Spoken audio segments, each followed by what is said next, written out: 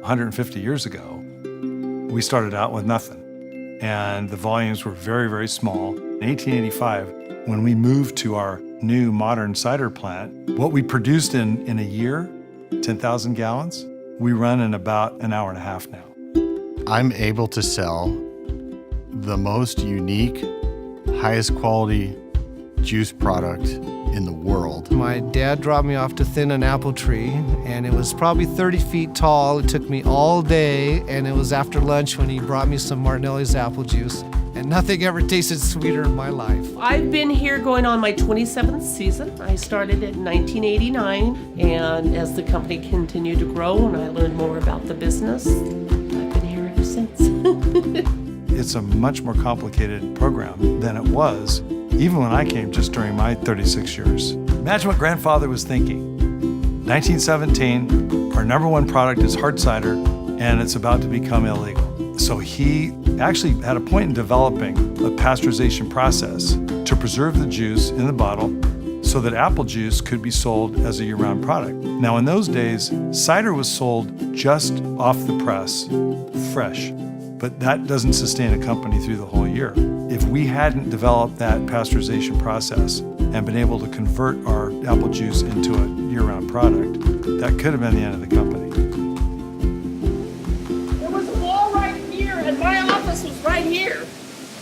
So what has changed? This was my office right here 20 years ago. My job is to make sure S. Martinelli Company is making the best juice possible every day that we produce apple juice. Without all of our growers and a strong relationship with them, I don't think we can do that. The Martinelli Company, the Martinelli family has been here so long in the Valley, and there's a high level of trust in the growers. So to work for Martinelli's with the growers, it's easy because they trust us and there's a faith there.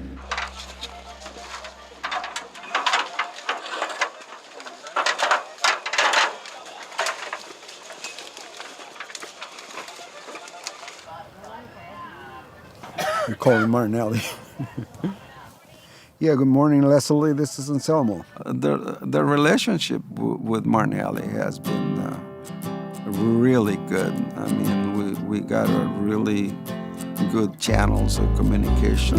I mean, at one time, they were only taking maybe 40% of the crop, and now they're taking 100% of the crop. My father actually started with Martinelli's in the late 60s, so we're talking over a 50-year account, and I just continued on. I began with them in 82 and 83. They really care about their growers. They take care of us, things we need. So really, without them here, we might not be growing apples. You know, after 25 plus years, you sometimes forget that, oh, I'm not working for the growers, I'm working for Martinelli's, because without them, we wouldn't be here. I designate a blend for the apple dumpers to follow each day. It's designed by production requirements, fruit availability, and meeting our juice blend requirement that we want to do for our flavor profile. You're pre-blending your apples literally before they're crushed and squeezed, so there's a consistent flavor profile throughout the day and that juice blend. Apples are traditionally grown for the fresh market, and in so doing, they're usually harvested a little bit before they're ripe. We contract with our growers, old family farmers that go many, many generations in this valley, to grow tree-ripened apples of the varieties that really make our juice taste special.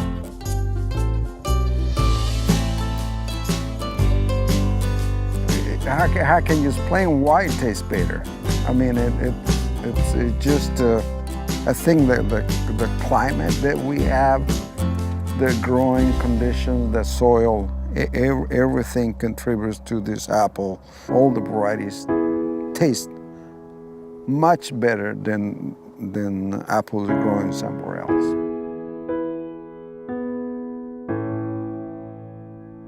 The Power Valley is our Napa Valley. It's going to be absolutely critical for us to maintain our unique flavor profile, to make sure that we've got a major stake in the apples that are grown in this valley. And that's why we're now starting something new. I mean, with going back to 1868 and before, great-grandfather's brother was an apple farmer. For the next 140 years, we didn't farm apples. And we're starting to farm apples again because we need to make sure that the varieties that make our juice taste really special are being grown in the Pajaro Valley. Yeah, so this is one of our shipping warehouses, and we stockpile. Over here, we've got the organic sparkling cider, which is all ready to go for Costco for the holidays. Our organic juice is growing like crazy, and there's just not enough fruit available. So what we're doing is we're planting our own orchards, being able to grow our own apples with all of our favorite varieties that make our juice taste really yummy.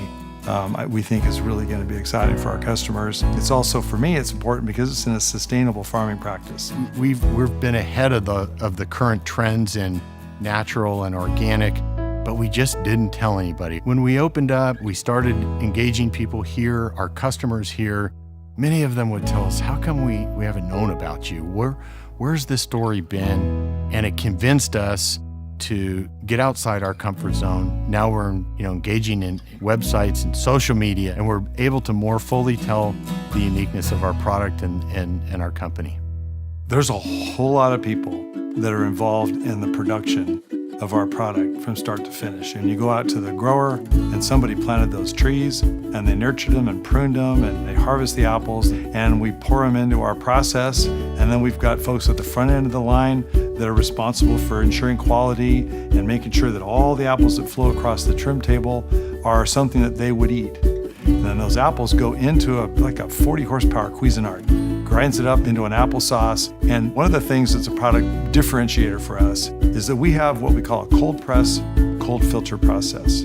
All the big companies use this, what I call a refinery style process, where they make the juice and then they heat it up and they filter it right away and then they concentrate it. In the process of making concentrate, the juice is subjected to a lot of heat.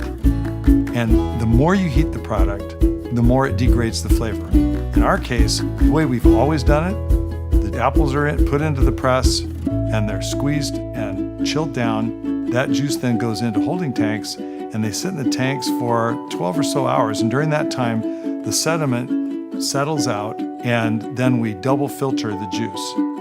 In the bottling line now, we've got a bulk depalletizer, and that then goes into the filler. There's a filler operator there who's monitoring the quality of the filling operation, and then the bottles go into the pasteurizer, which makes it shelf stable, which is why you don't have to put it in the refrigerator.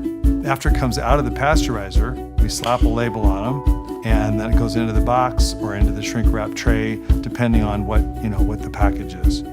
After the bottles come through the whole packaging machine, then they go to the palletizer where they're stacked in a geometrically stable pattern, and then they're put on a pallet with stretch wrapped and shrink wrapped, and then the forklift driver puts it in the warehouse, and then sometime later they go pick it up at the warehouse, put it in the back of a truck, then it goes all the way across the country to a grocery store, and then the individual bottles are there on the shelf, and a happy customer comes along and picks it up and says, wow, there probably was a whole lot that went into that. Every one of those machines, every one of those functions has an operator who's focused on that particular job, and they're the best at doing that particular job. Each individual that we hire at the company reflects not only the best person for the job, but also who is going to reflect the value of our company. So their work reflects the high quality of our product, and our product reflects the high quality of their work. So I'm a member of the fourth generation of the Martinelli family to run the company. We've got a few folks in our family that are in the fifth generation, but they're not ready to take over the reins. So for that reason, I've recruited my brother-in-law, who's our generation 4.5. It was a no-brainer in terms of my perspective of looking at an exciting opportunity to help a company grow, to transition as we look towards the future overseas, and the opportunities that we have in the export market, the opportunities in different product areas, and really establish the foundation for growth for the next 150 years. Again, always focused on coming back to never wanting to lose our roots and family. I love working for a company that's committed to what they do, committed to the grower base that supports them, committed to the community. And it takes a lot to put a bunch of apples in a bottle of juice. And there's a certain pride and accomplishment I feel every day, every season after we've done that. At this point, I don't think there's any reason why we shouldn't just keep going. When you have your family's name on the label, and that's something that has survived, we're very proud of that. And that's the thing that really drives me to insist on having the absolute highest quality. Even though we had the best juice in the first place, I'm not convinced that we can't make it better.